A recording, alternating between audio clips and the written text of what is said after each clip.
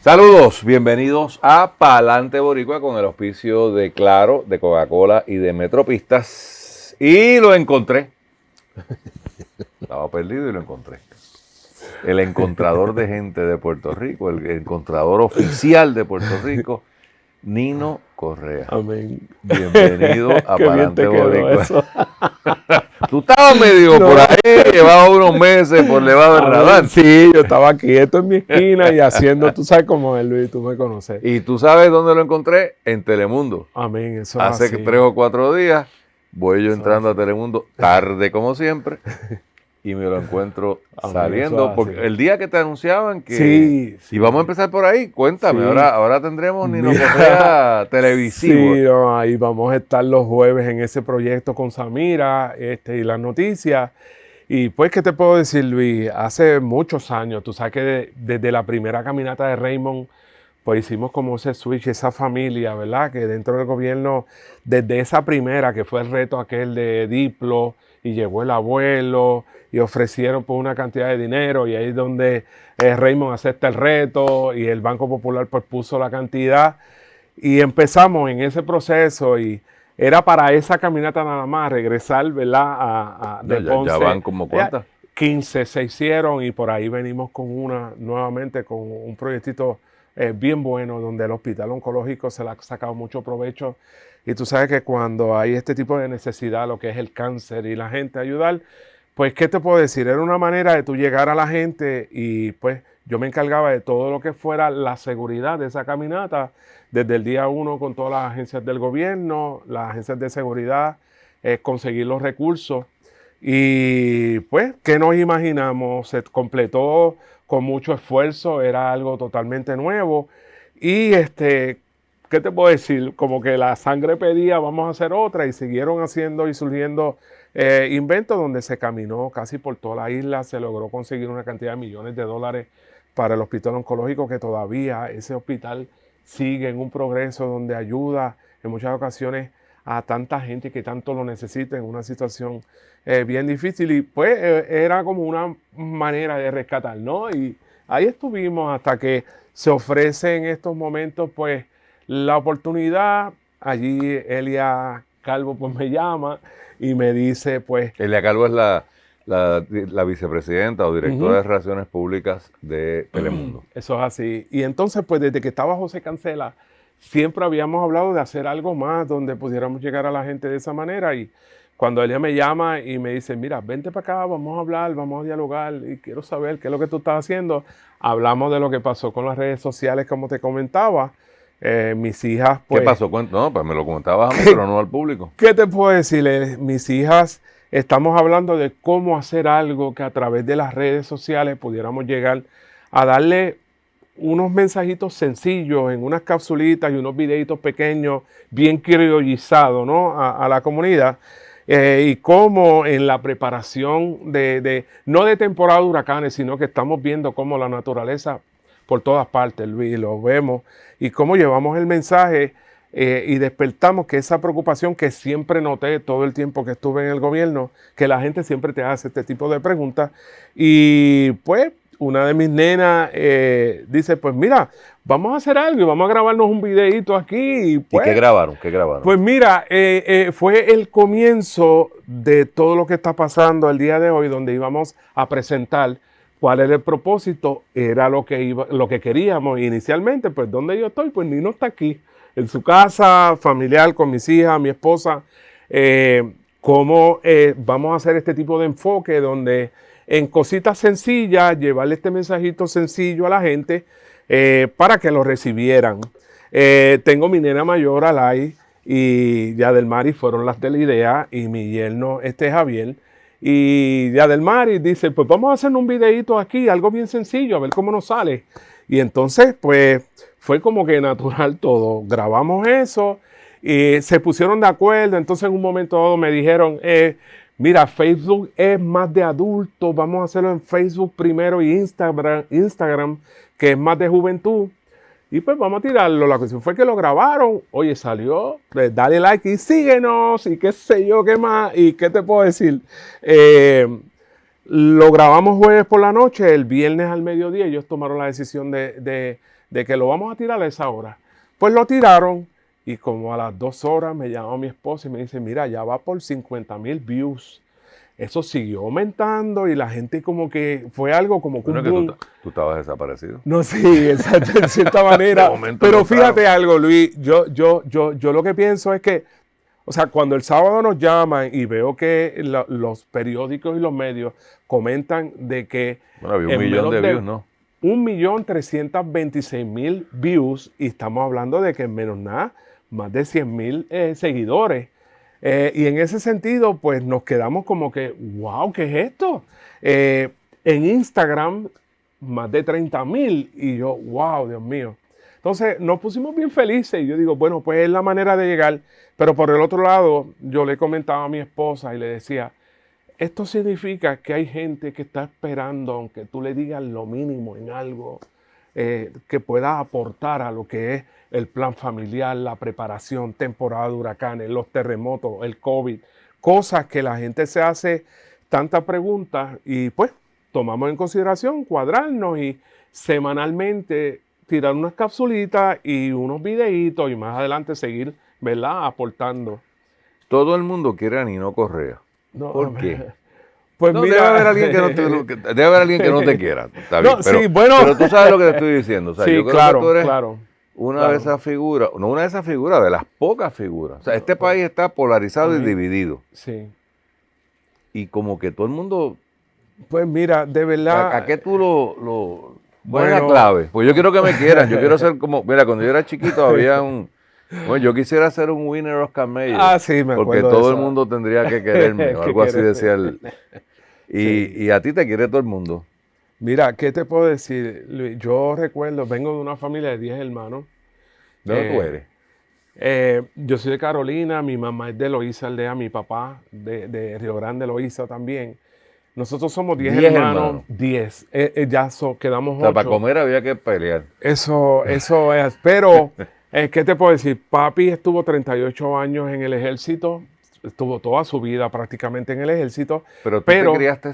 Nosotros nos fuimos porque papi se llevaba a mi mamá para todos lados que lo movían. Por eso, entonces tú te criaste dando bandazos en todo el planeta. Correcto. Yo tengo 5 hermanos que nacieron en Frankfurt, Alemania, en base militar. Yo nací en Fort Hood, Texas. Ah, sí. Correcto. Y los otros pues nacieron acá. Pero mi mamá siempre fue ama de casa, creyente en el Padre Celestial de toda la vida.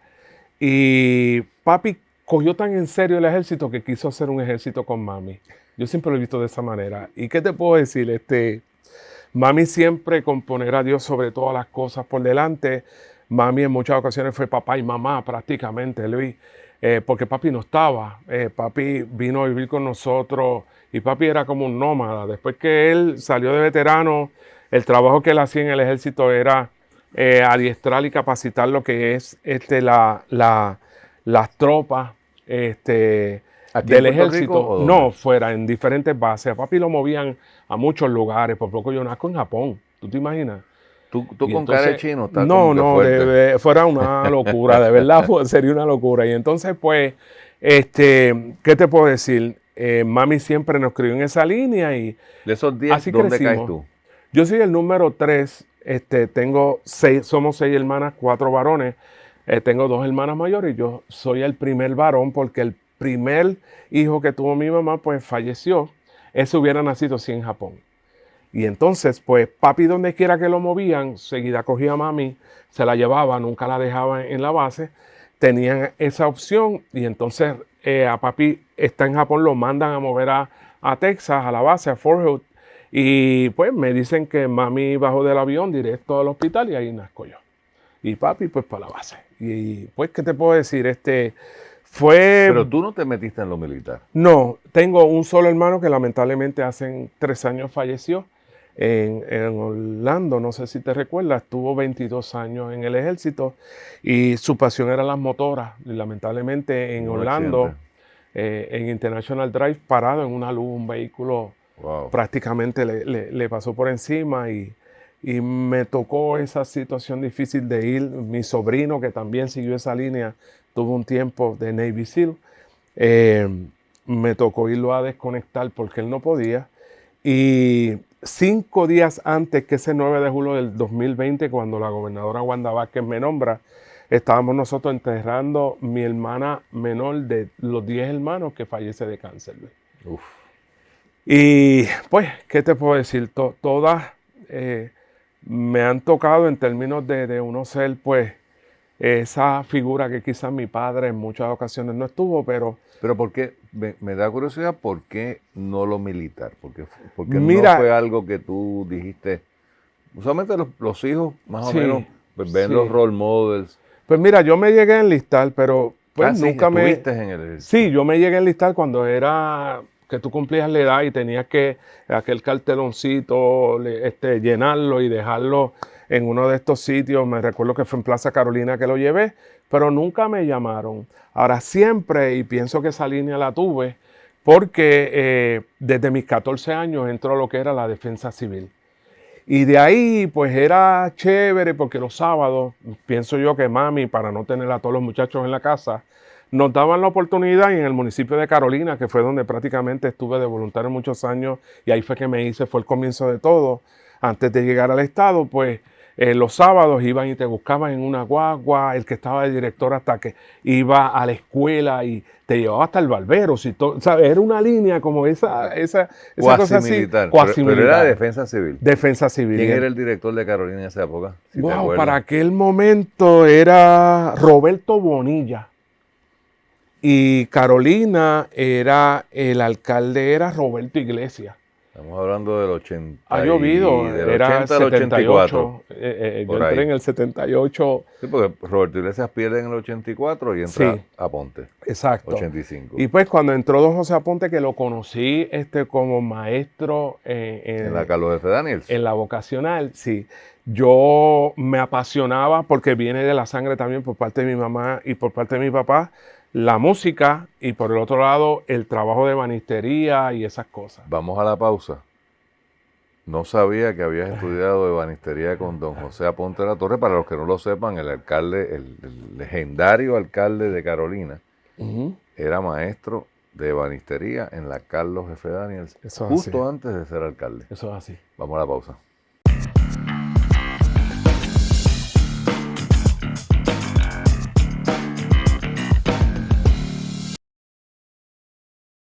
Continuamos en Palante Boricua con el auspicio de Coca-Cola, de Metropistas y de Claro. Y estoy con Nino Correa, la leyenda. Y acabo de enterarme de un dato que no conocía. Entonces, ¿fuiste estudiante de Aponte? No, lo visitaba allí porque hacían orientaciones de la defensa civil y me gustaba porque como era la única escuela vocacional cerca de toda esa área, yo estudié en Villa Fontana. Y entonces ¿Vivías pues, en Villa Fontana? vivimos en Villa Fontana prácticamente casi toda la vida, desde que nos ¿De verdad? estacionamos. Mi papá compró en Carolina, en Villa Pero una Fontana. casa grande, ¿vaya que para tanta gente? Pues mira, era bien cuesta arriba, te puedo hablar de un montón de o cosas. había mucha gente por cuarto. Había mucha gente por cuarto, te puedo decir, literas y dormir 3 quizás en una cama, los varones en su cuarto, las hembras en su cuarto, un solo juguete para los 4 varones, 2 juguetes para las nenas el Día de Reyes, porque mami era esa línea boricua era Reyes, no era Santa Claus. Los Pero vida cumpleaños, bien difícil. Mi mamá todavía está viva, Luis, tiene 94 años. ¿Está viva? Ay, Sí. qué bueno. No, ella tiene unas condiciones, ella no habla, tiene un tipo de demencia que ella prácticamente ya no reconoce. Hace más de quizás 15, 18 años. Mi hermana mayor todavía la cuida y pues unas condiciones que ya pues está... es una cosa terrible, pero yo le agradezco a mi mamá porque mami luchó, fue papá y mamá toda la vida. Y mami nos crió de una manera donde el respeto, el que fuéramos alguien útil en la vida, poner a Dios sobre todas las cosas, eso Luis nunca falló. Háblame de dónde, ya me dijiste parte, Ujú. una de mis preguntas que tenía era de dónde sale esto de rescatista. Ujú, ujú. Y ya me dijiste que de chico estaba metido en la defensa civil antes, Ujú. para beneficio de los jóvenes que puedan estar escuchando esto, en cada municipio había una división que se llamaba la Defensa Civil. Correcto. Y es lo que hoy Es el negociado. es el negociado, entre comillas, profesionalizó, porque la Defensa Civil fundamentalmente era voluntario. Correcto. Había una estructura mínima, ¿verdad? De una dirección y unas cosas, pero eran voluntarios. Correcto. El resto lo que lo promovía precisamente por las leyes que había en aquel momento era el voluntariado, el cómo capacitar a la comunidad, porque desde el 1900... Eso se perdió. Sí, desde el 1920, Luis, la creación de lo que era la creación de la Defensa Civil, antes era militar en toda su totalidad. Y esa separación de lo que fue en un momento la Guardia Nacional y la Defensa Civil se separa precisamente esa parte. Eran primos entonces. Exacto. De lo civil se mantuvo en unas cosas, se mantuvo en cierta manera, en cierto tiempo cuasi militar, pero no era esa línea de lo que es la Guardia Nacional en el día de hoy, que era más seguridad en términos de esa línea más de seguridad como la policía y otras cosas.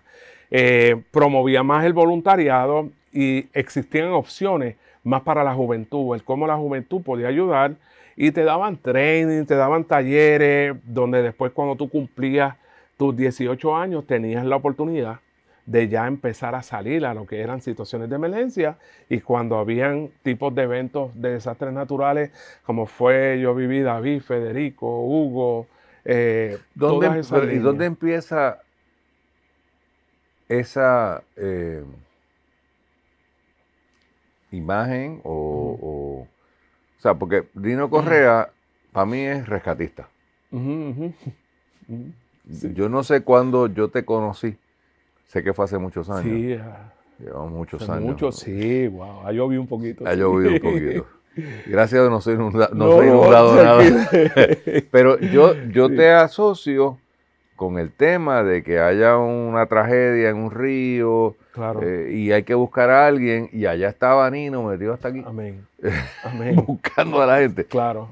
Y obviamente la defensa civil es mucho más que eso. Claro, claro. ¿De dónde es que te nace entonces eso que es peligroso? O sea, también vamos a tener esto bien claro. El que se mete en el río a buscar a alguien puede no salir del río. Eso es así. Pues mira, Luis, ¿qué te puedo decir? Esto empezó en la escuela. En la escuela intermedia. Que fue en Villafontana. Para la escuela en Villafontana. Ya para entrar a la escuela superior a mis 14 años, pues daban unos talleres que venían de la defensa civil y buscaban. Y tú recuerdas lo que era la guardia escolar, que te ponían la cintita fuera blanca o amarilla y tú eras como un guardia en la escuela y estas cosas. Pues daban este tipo de talleres y entonces es lo que comenzaba, que los fines de semana te fueran a buscar a tu casa. Tú estabas todo el día participando de actividades, primeros auxilios, cómo hacer nudos y estas cosas. Entonces antes era como que más agresivo, no todo el mundo pasaba esa línea. Y pues aportábamos a que el que salía a la calle, pues el mantenimiento de los vehículos, el conocimiento. Han cambiado muchas cosas. Antes, por ejemplo, te puedo dar un ejemplo, que antes para picar un vehículo, que ahora se hace con un equipo de estricación vehicular, con máquinas hidráulicas y cosas, antes era como una sopanda partida que había que picarlas, prepararlas, hacerle punta y con un marrón era que se picaba la lata del vehículo. ¿Tan viejo tú eres? Ha llovido, sí. ha llovido. O sea, era una finca lo que usaba. Sí, exacto. Y entonces, tú hacer un rescate, pues las sogas cambiaron. Antes era una soga de nilón. Antes tenías que buscar un sistema de descenso, donde era un carabinero nada más. Toda esa parte sale de la línea técnica militar, pero a nivel de la defensa civil, pues se mantenía. Y pues poco a poco uno fue desarrollando. En un momento cuando salgo de la escuela superior es que monto mi compañía de construcción y diseño de interiores, que fue lo que Pero estudié espérate, primero. yo no sabía eso. Sí. Así o sea, tú eras contratista. Correcto, sí. O sea, a mis gypsum 19 board. años. Gypsum board, techo acústico, paredes, piso, Estoy techo. montándonos en casa, me ayudas, por favor. No, damos asesoramiento a través de las redes también. ¿Y qué te puedo decir? Era algo de O sea, cómo... tú tienes 19 años en eso. Yo estuve 16 años con mi compañía de construcción y diseño a mis 19 años. ¿Pero mantenías presencia en la defensa civil? Sí, porque mira lo que pasa. Mis hermanos varones, 2 de ellos, nosotros empezamos a lo que era el wallpaper. ¿Te acuerdas que para ese tiempo teníamos un pastor en la iglesia que nosotros éramos sus ayudantes? Pero como venía en la línea esta parte de la ebanistería y estas cosas, pues hacíamos otros detalles, pintábamos, bregábamos con madera, se hacían los techos, gypsum board, la pintura, todos estos detalles. Y siempre para poder ayudar el esfuerzo que hacía mi mamá, en un momento dado mis hermanos me los llevo como empleado y subcontrataba una parte y la otra la manejábamos nosotros. Eso me daba la oportunidad de los proyectos. Nunca me mandé a coger demasiado, sino que fueran proyectos que pudiéramos... El que mucho abarca. Amén. Eso es así. Eso lo aprendí desde el principio y pues me daba la oportunidad de tener la flexibilidad de dejar a mis hermanos a veces en proyectos. Y cuando el alcalde de Carolina llamaba, pues como él decía, buscar a sus pollitos.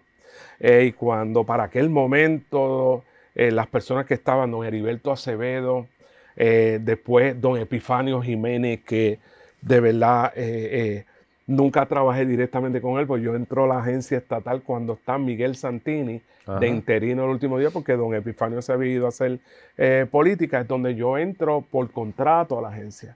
Y entonces... Pero gran tipo. No, mira, don Epi me dio tantos consejos y don Heriberto, tantos consejos donde yo, Luis, yo no soy político, no brego con eso, sí, lo he respetado toda mi vida. El país se enteró.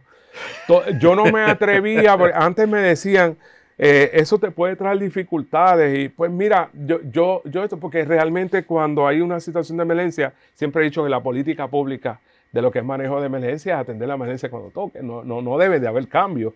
Y esos procedimientos, obviamente, pues uno al camino, uno se va dando cuenta y se va enterando. Pero fíjate, para ser justo, ha habido una especie de fraternidad de los directores de la agencia, independientemente del partido al que hayan pertenecido, o sea, la administración que haya pertenecido, que trabajan más o menos en conjunto y se apoyan y critican. A veces yo lo he visto criticando en conjunto. Sí. Mira, yo trabajé, antes de que me dieran la oportunidad, que jamás me lo imaginé, Luis, es la realidad, le trabajé a 10 de ellos. ¿De verdad? Sí, porque yo conocí a Miguel Santini en adelante. Todos los que hasta el día que me tocó, pues yo estaba allí como coordinador de búsqueda y rescate. Primero entro como voluntario a lo que era la agencia estatal, que es como se convierte después de la defensa civil, un proyecto que bajo la ley 211, pues entonces que se le hace ese cambio con don Epifanio Jiménez, que dejó su legado en esa línea. Eso fue Pedro Rosselló.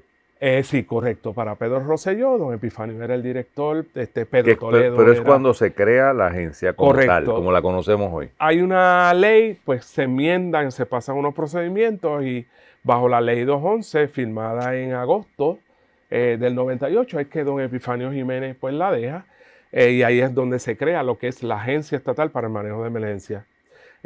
Ahí pues viene Miguel Santini, que era el director de la Cruz Roja para aquel entonces, y es donde don Pedro Rosselló le pide y le solicita que dirija ese último año la agencia.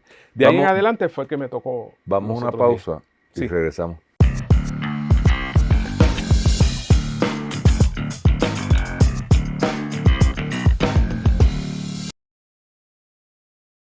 Continuamos en Palante Boricua con el auspicio de Coca-Cola, de Claro y de Metropista. Estamos con Nino Corría rescatándonos. Amén.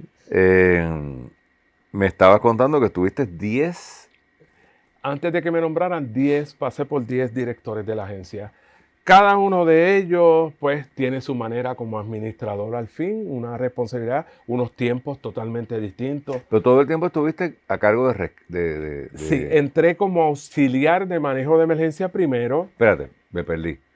Esto es, o sea, ¿cuándo cierras la compañía? ¿Tuviste 16 años? La compañía yo la cierro después de la explosión de Río Piedra, porque quiero que sepas que para el momento de la explosión de Río Piedra, yo estaba remodelando con una compañía americana, los Sears en Puerto Rico. Estábamos como subcontratista. Como subcontratista. Y me tenían de General Foreman allí, del Night Crew. Y en el Day Crew era uno de mis hermanos. Y pues el americano que vino, la compañía en general, la última tienda que hicimos fue las Catalinas Mall, para esos momentos. Eso es Cagua. En Cagua. Ajá. Y de ahí, pues, recuerdo que Sears. fue un huracán, los Sears. Que acaba de cerrar el último. Plaza Las Américas, sí. Estamos viejos. Correcto, allí, no sé si te recuerdas la tienda Velasco, que se convirtió Sí, en claro. Sears Brand Central. Pues fueron diferentes proyectos, pero era algo que era un reto porque tenía una fecha de entrega. Luego que se acabó... Explota Río Piedra. Eso ¿Y qué explota pasó? Río Piedra, pues... Para los que no sepan, hubo una explosión de gas Ujú, por un problema de la línea de suministro general de gas. correcto. Y fue una tragedia porque murió yo no sé cuánta gente. Se paralizó Río Piedra. Eso era Eso es justo así. frente a la Plaza del Mercado. Correcto. Y fue una cosa muy... Terrible. Pues, ¿qué te puedo decir? Ahí llega la llamada de don José Aponte recogiendo sus pollitos. Nosotros estábamos O sea, ponte en Carolina. de la Torre, sí. Piden el apoyo de las oficinas de manejo de emergencia para aquel entonces, para que nos reportáramos allí. Y estábamos, cuando eso pasó, la gente estaba viendo los televisores, estaba en el Mayagüez Mall, en el Sears de Mayagüez. Tú. Yo, O sea, con no los estabas muchachos, en la Catalina. ya estábamos remodelando, pero teníamos varios proyectos y había unos esfuerzos que el americano nos pedía y teníamos que viajar a estos lugares y entonces estábamos allá haciendo lo que era la línea de Brand Central, que era más carpintería y estas cosas, al más lo que eran los showroom, el showroom como tal. Y entonces es donde José Aponte llama y entonces dejo a mis hermanos con ese proceso. Me reporto y fue bien difícil la situación.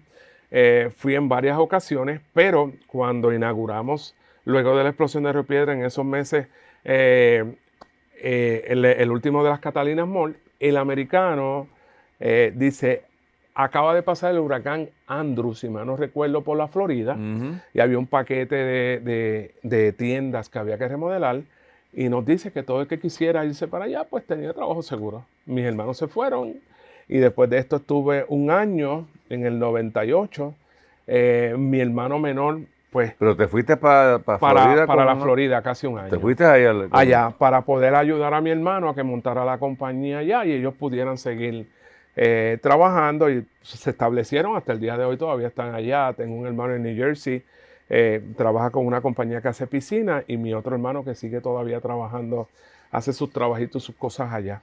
De ahí me regreso porque nada como la isla y es donde salgo del municipio de Carolina y entro en el 99 a lo que es la agencia estatal. O sea, ya entras como empleado Empleado regular. Porque si entendí por correctamente, en Carolina estabas... En Carolina trabajaba en un proyecto que tenían, pero era como un part-time. Eran 5 o 6 horas que yo trabajaba allá. Y era cuando te llamaban. Sí, allá trabajé con el alcalde en lo que era el proyecto de agua para el campo.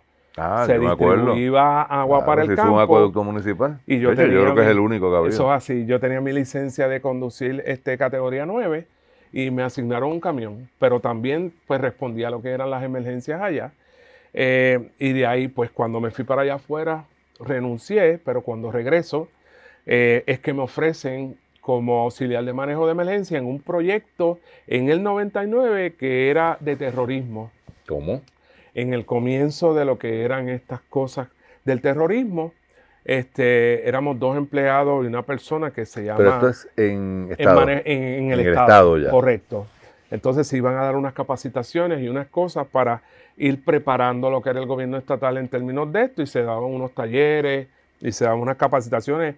Tuvimos que viajar fuera de Puerto Rico a unos lugares para recibir y levantar ese proyecto que coge fuerza cuando en el 2000 viene el cambio de administración y en el 2001 sucede lo del World Trade Center. Eso te iba a decir que el 2001 es... Correcto.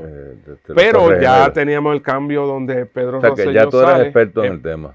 Más o menos, sí. Nos dieron muchos talleres bien interesantes donde hacen pensar a mucho uno los escenarios, las cosas que se discutían. Eran escenarios bastante similares a lo que los próximos años pasó. Aparte de que se estudiaba los esfuerzos, por ejemplo, en el World Trade Center, lo que intentaron hacer en el 1994, del sótano, tratar de con un vehículo explotar aquello y tumbarlo. Fueron muchos escenarios extraños que se dieron después de los años, los pudimos ver. Contaminar el sistema de aire acondicionado en un mall en Japón.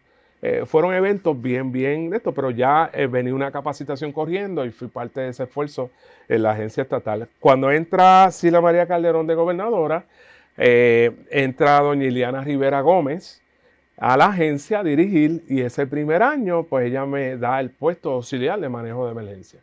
Ya full time. Ya full time. Y entonces el segundo año entra entonces el que estaba de director ejecutivo, Rafael Guzmán Flores, y él es el que antes de que salga en el 2003 de la agencia, me deja en mi puesto de carrera como coordinador de búsqueda y rescate, que es el único puesto a nivel de toda la isla que reagrupaba todos esos esfuerzos estatales, municipales y federales para responder a una emergencia.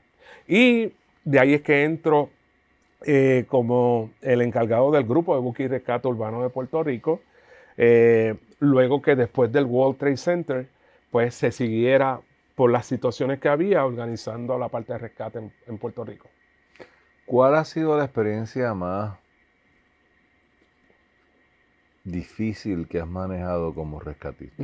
Porque ninguna es fácil, ¿no? No, no, para nada, claro. Mira, ¿Cuál es la que más te movió? Hay unas que te marcan en términos de cuando hay niños envueltos, Luis. Tuvimos una en San Sebastián con 2 menores que se estremece todo el mundo por las circunstancias. Pero la más difícil y la más que nos marcó fue aquel helicóptero que se cae en las costas de Río Grande, que iba para un operativo con los 2 fiscales y los 4 militares. ¿Por qué? Gente que conocía, gente que en otras búsquedas, como en Islemona, ¿te acuerdas el avión militar que se cayó en Cagua?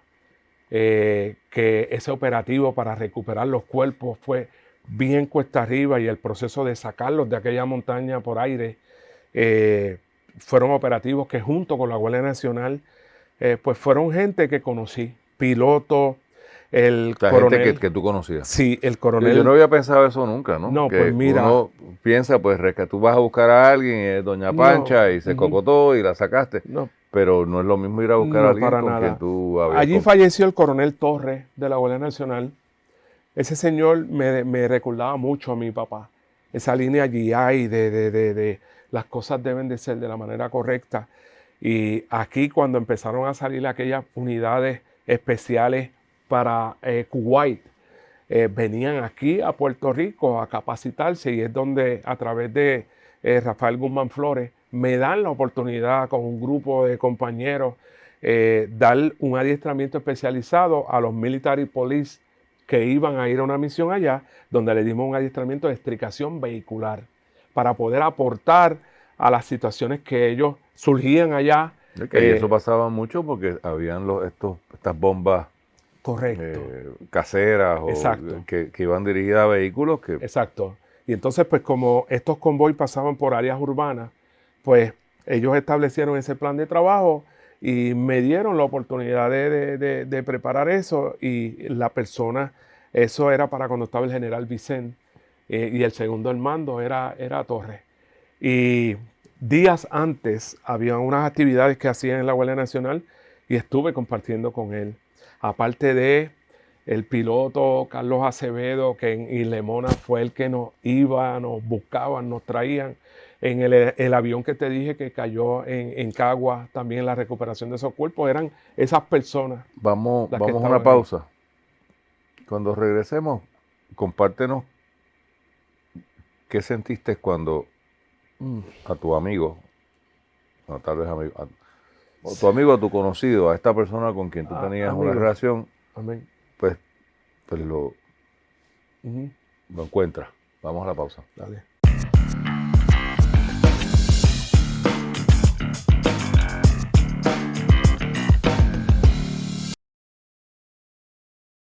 Continuamos en Palante Boricua con el auspicio de Coca-Cola, de Metropistas y de Claro de Puerto Rico. Nino, te dejo una pregunta difícil. Sí. Cuando llegas y encuentras a una persona y lo encuentras en condiciones. O sea, este no es el muerto que se murió de un ataque al corazón. y sabes que lo vas a sacar, que está ahí una familia.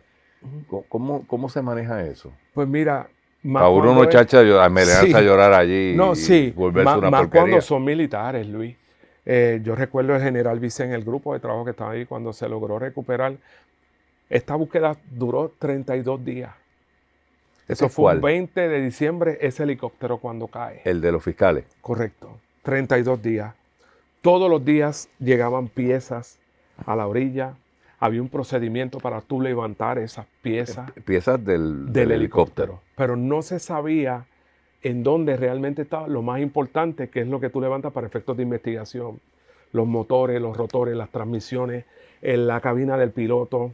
Ese primer día aparecen primero uno de los fiscales en mar afuera, pero en la En muy playa. mal estado. Después de 32 días. Totalmente. Lamentablemente las condiciones de cada cuerpo cuando se recuperó fueron unas condiciones bien, bien difíciles. El cuerpo del coronel de Torres y de uno de los fiscales y otro de los compañeros militares,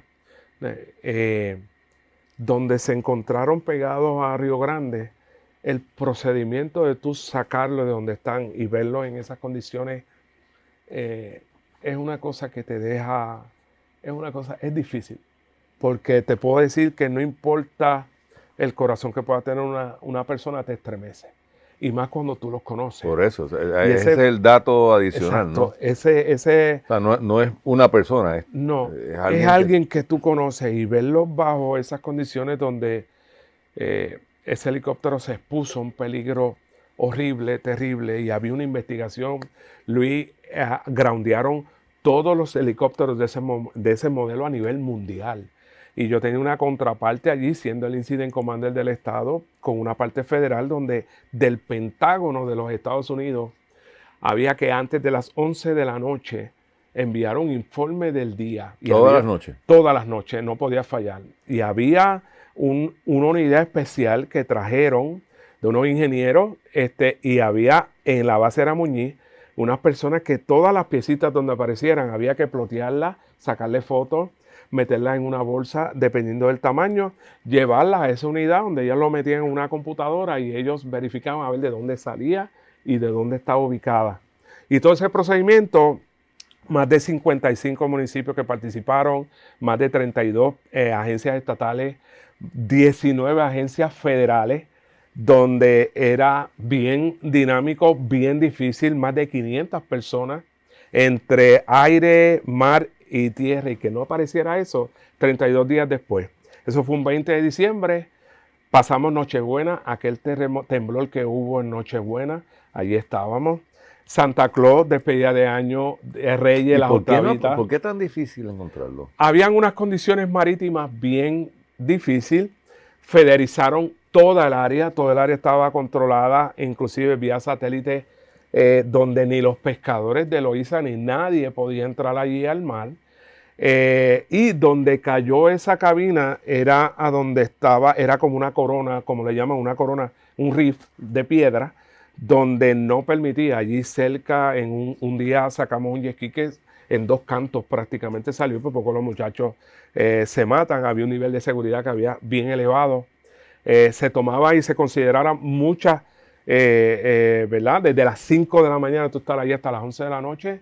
Fue bien cuesta arriba, bien difícil, hasta que ese día, 22 de enero, 32 días después, es que los compañeros del municipio de San Juan, la unidad de buzos, junto con la unidad de buzos de la policía, los muchachos de verdad, capitán Toskin, mi hermano del alma, era una gente que a nivel de pasión de lo que hacen, le ponían ahí, tú podías estar tranquilo. Yo estoy en un cubo en la playa en Loíza. En un cubo. En un cubo, una paila de pintura, y estoy sentado en la arena mirando a los muchachos cuando entraron. Siempre, todos los días hacíamos nuestra oración. Tan pronto salía el sol, ya nosotros estábamos en el agua. Y veo que Toki viene en el jet ski como un loco y se mete por la arena con el jet ski por ahí para abajo y empieza a gritar y a decir, ¿dónde está Nino? ¿Dónde está Nino? Y yo estoy aquí y me dice, apareció todo, Nino, todo está ahí. Nos faltaba el cuerpo del piloto de Acevedo. Y todo lo que para investigación había que sacar, porque habían dos cosas que no coincidían. Una decían que lo habían disparado, y la otra era que era una falla supuestamente mecánica que tenía, y para efectos de investigación pues había que sacar todo eso de ahí. Se completó el proceso y créeme, fueron 32 días Qué agonía. bien difíciles, donde después de eso todavía tengo comunicación con la familia, gente que uno conocía, gente que estaban dispuestas a hacer lo que fuera, Luis, para poder echar para adelante. Y pues, ¿qué te puedo decir? ¿Cuál fue el momento más grato? ¿Qué alegría tú recuerdas del trabajo? Pues mira, Luis, dentro de te tengo que seguir la misma línea, porque es que esto son sentimientos encontrados.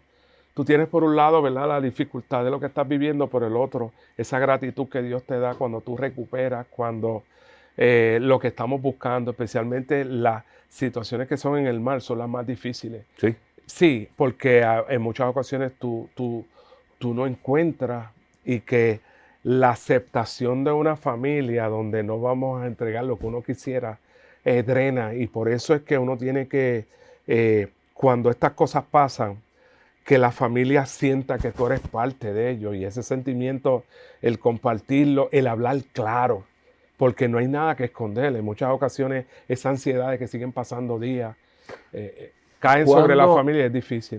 ¿Cómo se comunica el momento en que ya no estamos buscando sobrevivientes, sino estamos buscando cadáveres? O sea, ¿quién determina? Mire, vamos a la bobería, aquí ya esto se fastidió. ¿Cómo se llega a esa determinación y cómo se le comunica eso porque el familiar, pues me imagino que siempre tiene esa esperanza de que... Claro. Pero hay un momento que pasaron 32 días, oiga. No fue fácil, pero lo que te lleva a tú determinar, número uno, es las pistas. Porque no todo el tiempo tú buscas lo que estás buscando, sino que tú tienes que analizar qué pistas te llevan a tú mantenerte. Y eso fue por esa duró 32 días, porque es que todos los días salía algo y lo más importante no aparecía. Pero por el otro lado, el diálogo con las familias es importante. O sea, en cada búsqueda hay diferentes tipos de búsqueda. Hay personas que hasta quieren estar perdidos y no quieren que tú los encuentres. Por eso. Y por esa razón, pues tú tienes que ir determinando, ¿verdad?, qué fue lo que pasó, porque también ha pasado en el ambiente. Pero cuando son situaciones como esta, el diálogo con la familia para que haya una aceptación dentro de lo difícil, también hay una línea importante. Hay un grupo de capellanes, de hombres y mujeres que te dan ese apoyo, porque antes, y eso lo aprendí, y gracias a Dios que me lo puso a la disposición, precisamente en el helicóptero, porque la carga era demasiado de tú estar aquí pendiente, que la gente responda, pero también darle esos detalles a la familia. Cuando entra el cuerpo de capellanía, que pueden hacer ese approach, en ese diálogo, donde quizás tú puedes tener una familia que no quieren tener reacción ninguna con esto, pero tú buscar qué alternativa tú puedes tener para que esa familia se sienta cómoda y que lleve el mensaje claro, fue bien importante y lo pudimos lograr en El Paso. Pero como quiera, no dejan de ser difíciles.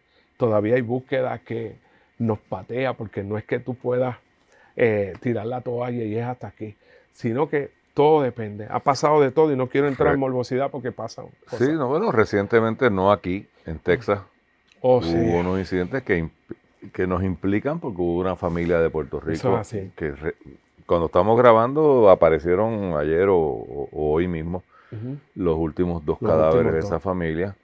Y a uno cuando uno ve y uno dice, pero si esa gente estaba sentado ahí en un camping y de momento llegó agua y se llevó media humanidad. Bien atípico lo que sucedió en Texas, no se puede comparar. Lo que hace difícil esto, y lo que hace que tú sigas proyectándote de esa manera, es que ninguna emergencia se parece a la otra. Ya van 42 años en términos de ese tema. Yo no he ido nunca a una que se parezca a otra, sino que todas hay que aprender de cada una. Todo el tiempo. Aquí tú no te puedes centrar, que es importante que se sepa, porque no en medio de una administración o de quién administre en la agencia o quiénes son las personas que estén, no significa que tú lo sepas todo, que tú lo viviste todo.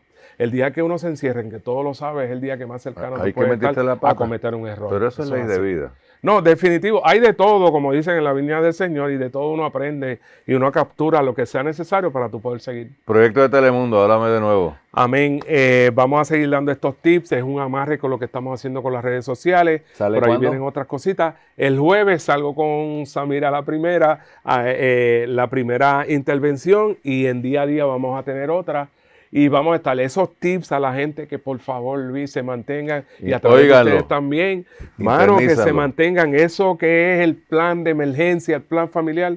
Escúchanos, y si tienen alguna duda a través de ustedes también, que nos pregunten, que vamos a estarlas aclarando ahí. Gracias, Luis, bendiciones, mi hermano. Gracias Gracias a ti siempre. Chévere. Gracias.